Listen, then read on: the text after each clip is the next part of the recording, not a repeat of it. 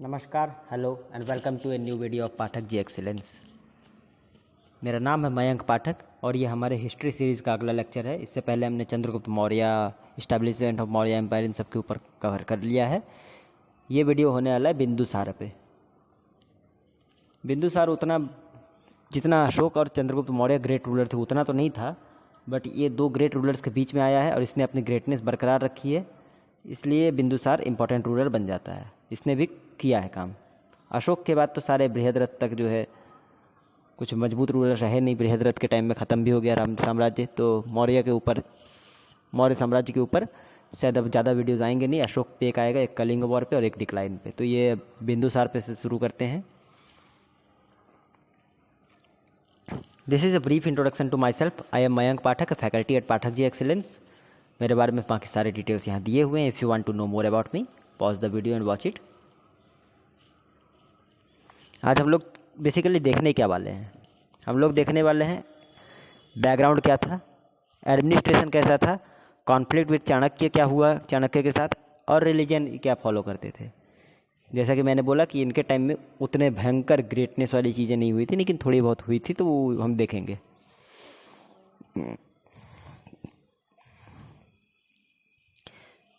ये बिंदुसार चंद्रगुप्त का सन था और इनके बर्थ जो था वो नॉर्मल नहीं था, थोड़ा एक्स्ट्रा ऑर्डिनरी था उस समय के हिसाब से। वो हम आगे बात करेंगे उसके हिसाब, उसके लिए भी। चाणक्य इनका गुरु थे और चाणक्य ने ही इनको जन्म करवाया भी था। ये उनके गुरु थे, इन्होंने इसको ट्रेन किया, शिक्षा दिया, युद्ध कौशल सिखाया, सब कुछ सिखाया था। और बाद में आप देखेंगे कि चाणक्य की मृत्यु का कारण भी बिंदुसार बने थे। चंद्रगुप्त मौर्य और अशोक की तरह ये इतने भयंकर फिजिकली स्ट्रांग नहीं थे, ना ही उतने मेंटली पावरफुल रूलर थे, लेकिन थे ये पावरफुल। इन्होंने साउथ की ओर अपनी टेरिटरी भी एक्सपेंड की थी, इससे पता चलता है कि ये पावरफुल रूलर थे। इन्होंने बहुत अच्छा रूल किया, बट इन्होंने टेरिटरीज को उतना ज़्यादा नहीं फैलाया जितना अशोका और चंद्रगुप्त मौर्य ने फैलाया था। एडमिनिस्ट्रेशन, अगर हम एडमिनिस्ट्रेशन की बात करें तो चंद्रगुप्त मौर्य के डेथ के बाद Bindusara took the throne and became the emperor.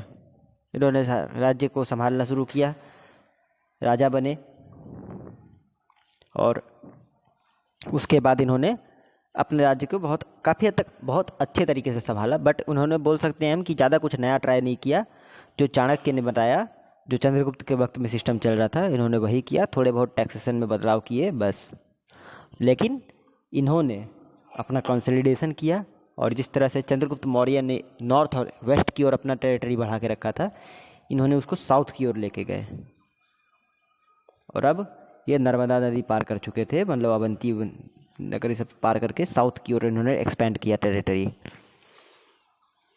इनके टाइम में एक रिवॉल्ट भी हुआ था, जो कि तक्षशिला में हुआ था, जो कि लाजमी भी था। आपको मैप देख के भी समझ में आ जाएगा कि ये कंट्रोल कर रहे हैं पाटलिपुत्र से। और ये उस समय का तो दुनिया था नहीं कि तुरंत कम्युनिकेशन हो जा रहा है। तक्षशिला था एकदम गांधार के पास, जो कि आज का रावलपिंडी पाकिस्तान है।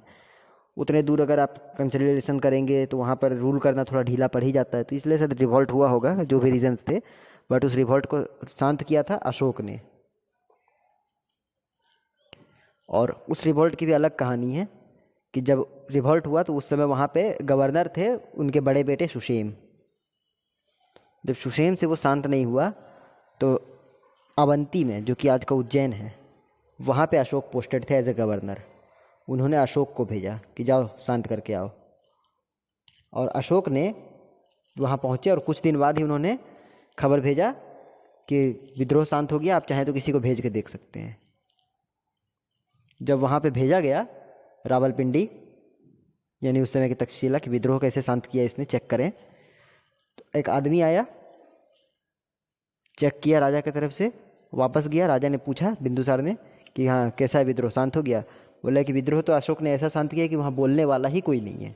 मतलब जितने लोग बोल रहे थे उन्होंने सबको ख़त्म कर दिया, मार दिया। और उसके बाद अशोक ने वहाँ एक शहर बनाया था, क्योंकि वो साम्राज्य उस समय वही आता था, कंबोज साम्राज्य में आता था, श्रीनगर। श्रीनगर बसाया था अशोक ने। तो ये पूरे विद्रोह की कहानी है। इनका एक ग्रीक नेम था एमिट्रोक्रैट्स या एमिट्रोचैट्स, जिस तरह से चंद्रगुप्त मौर्य का ग्रीक नेम दिया गया था ना, सैग्राकॉट्स, बस वैसे ही।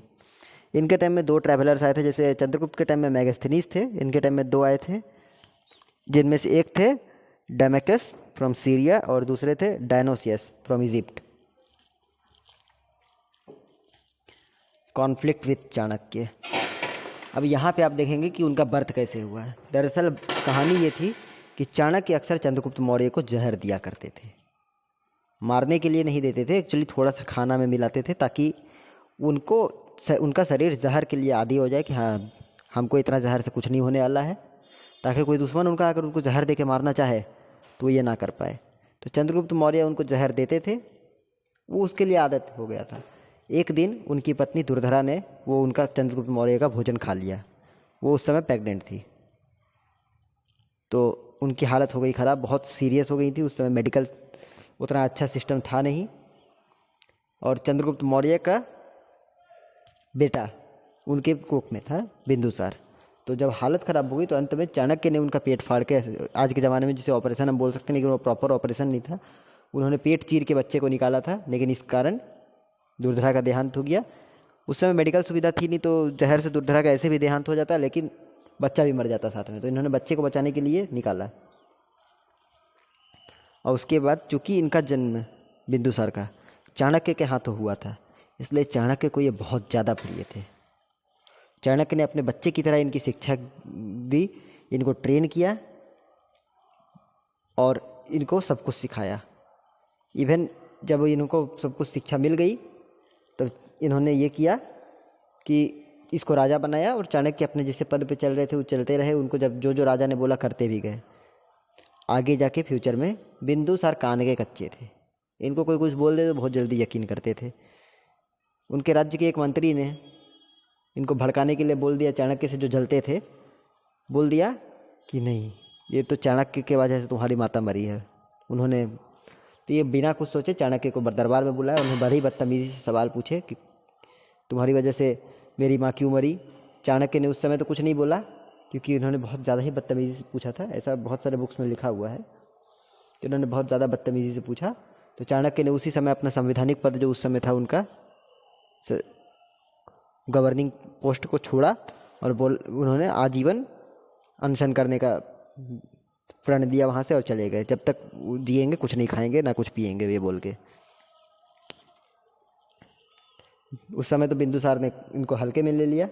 बाद में 2 कहानियाँ फेमस है। एक कहानी के अनुसार चाणक्य अपनी कुटिया में थे और इसी तरह भूख से ही मर गए, वो हंगर से और उपवास के कारण।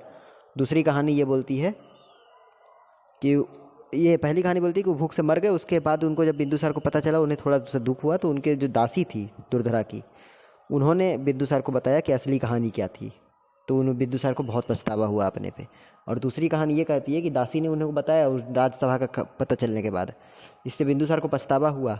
वो चाणक्य की कुटिया में गए, उन्हें बुलाया, बहुत रिक्वेस्ट की, माफ़ी मांगी। चाणक्य मान गए थे। वो अगले दिन राज्य ज्वाइन करने आने वाले थे, लेकिन जिस मंत्री जो उनसे ईर्ष्या करता था, जिन्होंने कान भरे थे बिंदुसार के, उन्होंने क्या किया, मध्य रात्रि में चाणक्य की कुटिया में आग लगा दी और उसमें चाणक्य जल के मर गए।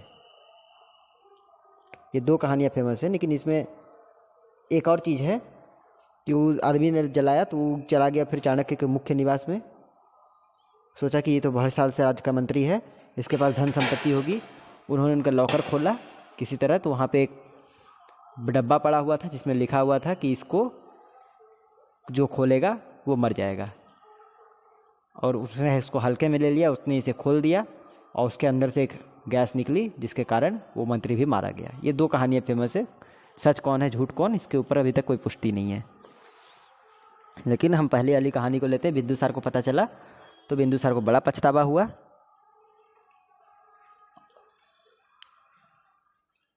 रिलीजन के बारे में अगर हम देखें तो जिस तरह से चंद्रगुप्त मौर्य का रिलीजन का कोई पता नहीं है, लेकिन बाद में उन्होंने जैनिज़्म अडॉप्ट कर लिया था, तो बिंदुसार ने भी जैनिज़्म को ही माना। अपने सारी ज़िंदगी वो जैन रहे।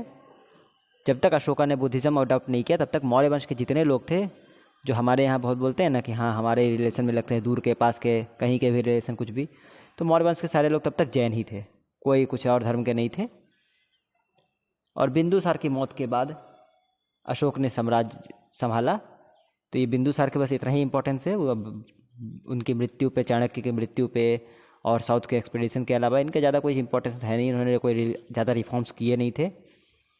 ये था हमारा वीडियो बिंदुसार के ऊपर। होप कि आपको वीडियो पसंद आया होगा। अगर आया तो please like the video, share the video and subscribe the channel. कोई डाउट है तो कमेंट बॉक्स खुला है, टेलीग्राम का लिंक डिस्क्रिप्शन में है, आप चाहें तो दोनों में से कहीं पे भी पूछ सकते हैं। वरना फिर मिलते हैं अगले वीडियो में, तब तक के लिए नमस्कार।